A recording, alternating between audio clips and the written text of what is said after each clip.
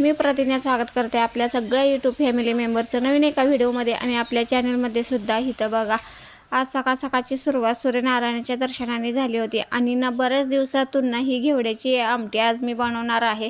ही आमची घरची डाळ नाही आहे, घरची संपलेली आहे. नेहमी घरचीच असते डाळ, यावेळी ही विकत आणली डाळ घेवड्याची आमटीसाठी खास. पण ना बघा, याला काळी टरफाली खूपच आहेत. न भाजता त्यांनी डाळ केली की काय माहीत आमटी कशी होते आता तेही माहीत नाही. आणि चवीला बहुतेक हा देशी घेवडा वाटत नाही आहे, डांबरी घेवडा असतो ना तो आहे बहुतेक. आता इथं मी पातेल्यामध्ये थोडंसं पाणी गरम केलं आणि त्यामध्ये ना ही घेवड्याची डाळ टाकून घेतलेली आहे. आता ही काळी टरफल बघा भरपूरच येणार, कारण कसलीच निघालेली नाही. त्यांनी डाळ बहुतेक भाजलेली नाही आहे ही, त्यामुळे ना इथं डाळीचं पाणीसुद्धा नाही, एकदमच काळं दिसतंय. मग चला असो, आता विकतची म्हटलं की तशीच खावी लागणार. तोपर्यंत फोडणीसाठी इथं मी लसूण सोलायला घेतलेला आहे. हा सुद्धा ना आपला देशी घरचाच लसूण आहे. आणि आता लसूण हा मी खलबत्त्यामध्ये टेचून घेते. थोडासा जाडा भरडाच फक्त टेचायचा असतो घेवड्याच्या आमटीला.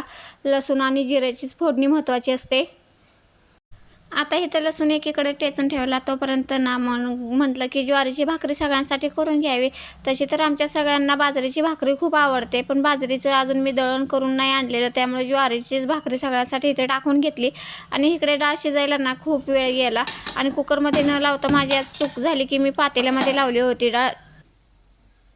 आता ही डाळ आपली इथं शिजून तयार झालेली आहे ना, ते आता ना मी थोडीशी बारीक करून घेते खलबत्त्याच्या त्या ठेच्यानेच एकजीव करून घेतली. आणि आता इथं पातेलंसुद्धा बघा आपलं गरम झालं, त्यामध्ये ना फोडणी टाकते. थोडंसं जिरं टाकलं आणि हा ठेचलेला लसूण टाकून घेतलेला आहे.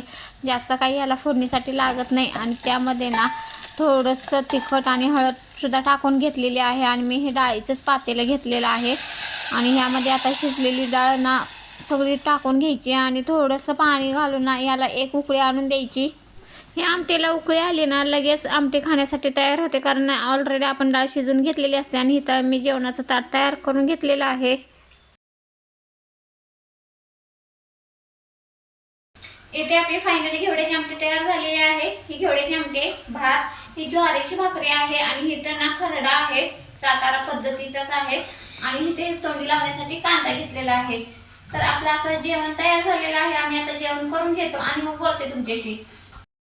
आता संध्याकाळी ना मला अचानक भेळ करायचं आमचं ठरलं. मग त्यासाठीचं साहित्य आणायला मी मार्केटमध्ये निघाले होते आणि तेवढ्यात लक्ष माझं बघा इथल्या झाडांवरती गेलं. किती छान झाडं वाटतात बघा. आणि इथं ना आज ना 32 मोगऱ्याला ना खूप अशा भरपूर कळ्या आलेल्या आहेत. आणि याला आम्ही 32 मोगरा म्हणतो, तुम्ही काय म्हणता ते एकदा कमेंटमध्ये सांगा. आणि त्याच्या साईडला सुद्धा ना हे झाड कशाचं आहे माहीत नाही, त्या झाडाला सुद्धा ना व्हाईट कलरची म्हणजे पांढऱ्या कलरची फुलं आलेली आहेत बघा, एकदम छान वाटतात. पूर्ण हे झाड ना कळ्यांनी भरलेलं आहे 32 मोगऱ्याचं झाड. आणि 2-3 फुलं सुद्धा लागलेली आहेत, म्हणजे उद्या ना हा मोगऱ्याच्या झाडाला ना भरपूर अशी फुलं येणार. या मोगऱ्याच्या फुलांना ना वास सुद्धा भरपूर असतो. घरातली सगळी कामं आवरलेत आणि मला आज करायचे आहे भेळ. आज सॅटर्डे आहे, म्हटलं सगळ्यांना सुट्टी पण असते, मग खायला सारखं काही ना काहीतरी करावं लागतं. मग म्हटलं त्यापेक्षा भेळ करूया. त्यासाठी मला साहित्य आणायला जायचं आहे, म्हणून मी आता निघाले.